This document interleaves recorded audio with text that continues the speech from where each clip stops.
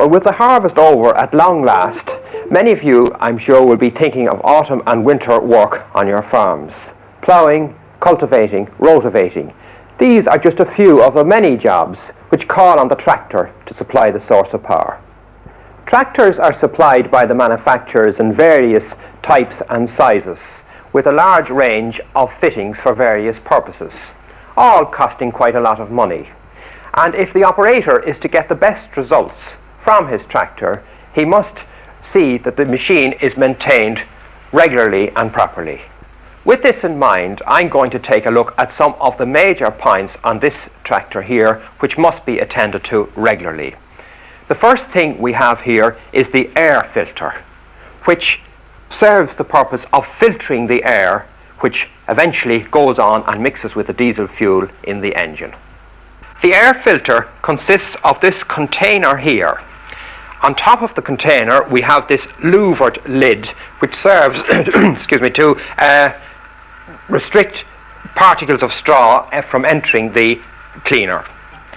The air passes down through this central tube down to the base of the filter, in which we find an oil bath. Now, the maintenance on this oil bath consists of replacing the oil at weekly intervals, cleaning out any sludge which may have accumulated in the base, and filling up with fresh oil to the correct level which is normally marked on the container.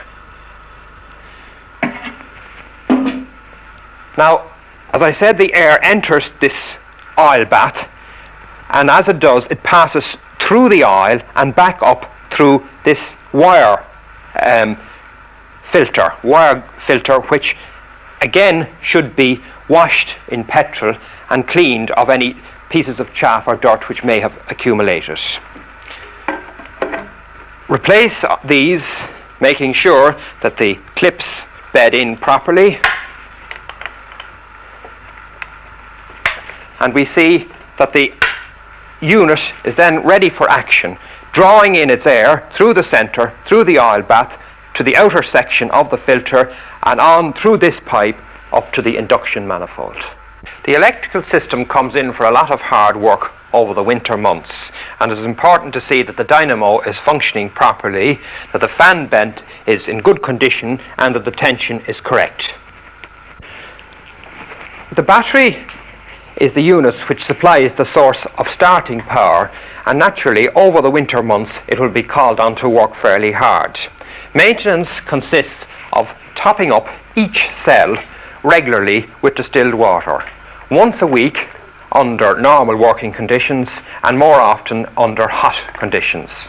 I use this small plastic pourer which automatically fills the distilled water to the correct level. This pourer, costing a couple of bob, can be fitted on an old whisky bottle costing 45 bob.